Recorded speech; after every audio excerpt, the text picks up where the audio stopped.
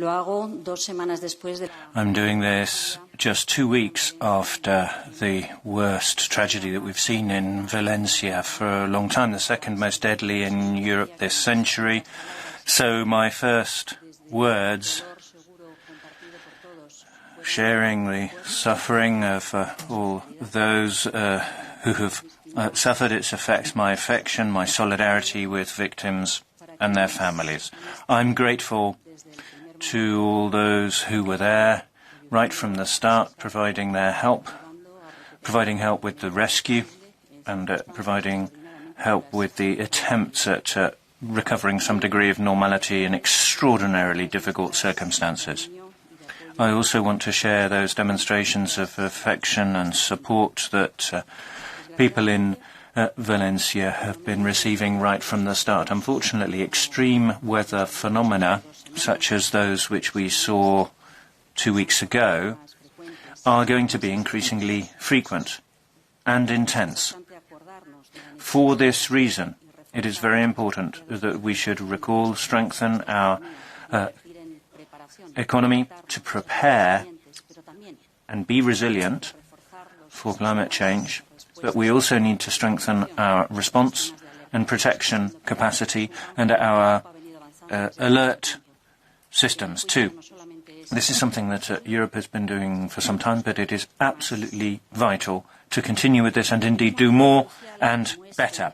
It is a crucial moment now to share reflections on the challenges facing our common European project.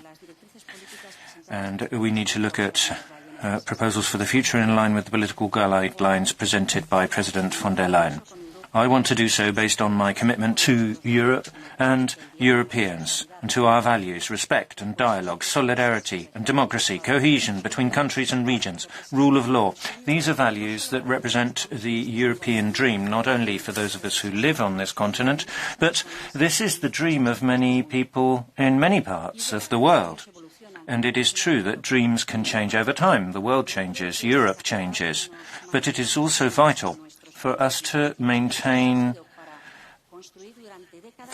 stay firm with these values which have accompanied us for decades in our common project. They confirm the need to have an international order based on rules and the recognition and defence of human rights regardless of the place or group threatened. Our involvement and advocacy in conflict reduction and the fight against poverty. A commitment to prosperity and opportunities for all, but especially for young people. Striving for a healthy and livable planet by addressing climate change and biodiversity loss, and the vocation to manufacture more and better on European soil, leading innovation in key sectors and making efficient use of resources, reducing pollution and generating opportunities on the basis of an internal market which is a work in progress, and it is absolutely vital to continue making that progress. In a context of geopolitical instability and major changes in the global economy, we must reaffirm our strategic autonomy and modernise our productive fabric. To this end, we know that the green and digital transitions are particularly important vectors, as is deepening the internal market. We live in a continent rich in history, art, culture and biodiversity, but we do not want to be just an attractive place for visitors. We want to obtain quality goods and services. We want to have an economy that works. We know that competition policy can help us to work more and better, saving on costs for consumers, facilitating investment on the continent and improving the quality of life and our surroundings. Turbulent, uncertain, and full of interdependencies. And still, when acting united, we have the capacity to face the new challenges. We do it in a wise manner, as we did when responding to the COVID and to the Russian blackmail on access to affordable energy. The industrial race to reach climate neutrality is already ongoing, and the speed of change is accelerating. The rest of the world is not going to wait for us. So, let's use our very big capacities, because we know that we cannot afford to fall behind, but neither can we afford to leave anyone behind. Clean solutions, fair transitions, and a competitive, well-functioning single market are at the core of the responses that we need. The European project was conceived as a single market based on a social economy committed to the rule of law. A single market that is a very valuable asset, catering more than 450 million European consumers with 26 million businesses, the vast of them small and medium-sized enterprises employing nearly 136 million people and generating 10% of the global GDP. If confirmed as Executive Vice President for a clean, just and competitive transition, I am committed to support the objectives set out by the President von der Leyen, going faster in advancing sustainable prosperity and competitiveness, making business easier by reducing the administrative burdens, ensuring a clean and just transition. I will do so by both coordinating the Green Agenda with my fellow colleagues in the Commission and enforcing a competition policy based on our democratic values to support a well-functioning single market. In doing so, we need to promote the alignment and synergies between the clean transition and a competitive European economy. If our economy depends on fossil fuels that we do not produce, we will never be able to ensure prosperity. Europe's long-term competitiveness requires to shift away from fossil fuels while embracing a clean, circular, efficient economy that attracts talent and investments and generates high-quality jobs and products. We must stay on course of our ambitions. This is why I will work with my fellow members of the Colleague to implement our common climate goals for 2030 in the simplest, fairest and most cost-efficient way. To pave the way for a new architecture beyond 2030 to enable us to reach net zero by mid-century, counting on vibrant clean tech sectors and a leading decarbonized industry as part of the Clean Industrial Deal. To ensure access to fresh water and healthy ecosystems, clean energy and an efficient circular economy while reducing inequality gaps. The success will depend on our ability to create prosperity, be competitive while meeting the goals set for 2030 and paving the way for the goals of 2050. In order to achieve this, I will maintain a close dialogue collaboration with all relevant stakeholders, but very much in particular with the European Parliament. And I will promote the coherent use of our toolbox, both domestically and in our foreign policies, to bring down the energy prices and reduce the dependence on fossil fuels and other commodities, to support the decarbonization of the industry and the economy, to accelerate the just transition and facilitate the access to housing while addressing the energy poverty, to direct our foreign economic policies to reduce risk and vulnerabilities, because it is time to modernize and enforce many things, including the enforcement of the competition policy and capitalize on the benefits of the green and digital transitions. A new approach to competition policy that is more supportive of companies scaling up in global markets and allows European business and consumers to enjoy the benefits of effective competition, acknowledging that external competition cannot last if we give up on competition internally.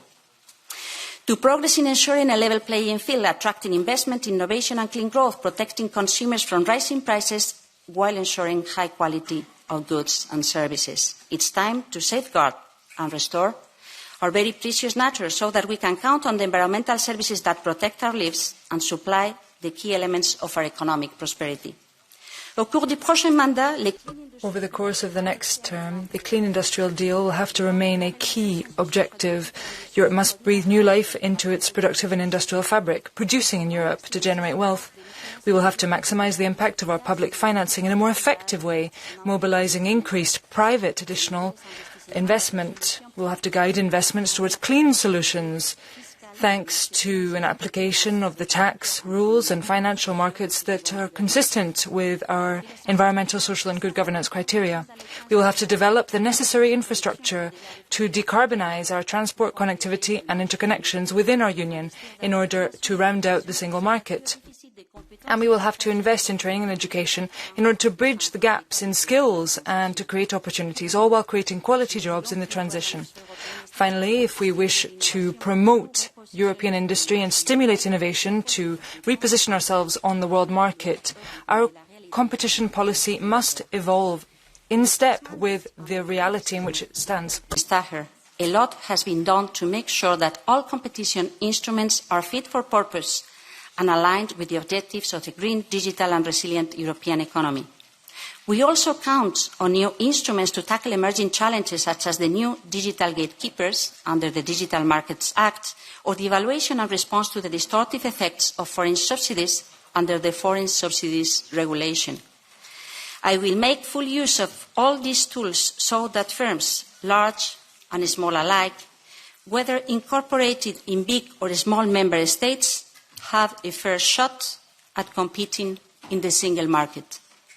In a market economy, there is no competitiveness without fair competition.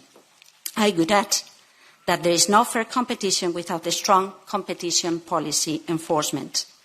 I intend to pursue rigorous competition policy enforcement that is based on values of fairness, openness, entrepreneurship and choice, and that provides equal opportunities for all. But new challenges require us to go further and do better in our approach in our enforcement. If confirmed, I will defend the rigorous enforcement of that competition policy in full respect of the treaties to ensure that competition policy remains as facilitator for the innovation and the competitiveness of European companies. Taking into account contemporary needs and dynamics like globalization, the need to decarbonize and provide sustainability, the impact of the digital transformation, or the compelling demands to innovate and build resilience. Because that is the best way to ensure that competition policy continues to fulfil its original purpose, to protect the level playing field, benefiting citizens in their everyday lives. At the same time, there is a strong demand to simplify and speed up our competition enforcement processes. We need to avoid any delay in the support for the energy transition and the decarbonization of the industry to gain competitiveness, all being done in a high-quality manner. We want to become more attractive and regain investors' appetite for Europe, and this means updating our tools. For instance, acknowledging the relevant role of the pro-competitive approaches in our enforcement, or ensuring that our merger rules capture deals that prevent innovation, in particular for SMEs and mid-caps, the so-called killer acquisitions of companies with low turnover but high innovative and competitive potential. Certainly, this will be one of the more challenging tasks ahead. Same attention should be given to keep our market open to innovation while preventing unfair foreign subsidized investments that may undermine fair competition for European business. During the crisis, we have responded to the needs of people and business. Let's build from the experience. In line with my mission letter, I will provide a new state aid framework to accelerate the rollout of renewable energy, to deploy industrial decarbonization and to ensure sufficient manufacturing capacity of clean tech. This means a simplification of state aid, prioritizing our work on the most distortive aids. I want the state aid assessment process of IPCAs, the important projects of common European interest, to become simpler and faster. I'm also willing to study the proposals being made by some experts and leaders in the European economy for IPCAs so that they could be used for innovation in strategic sectors. By making the most effective use of IPCAs and strengthening their cross-border dimension, we can further deepen the single market and help firms to achieve more scale.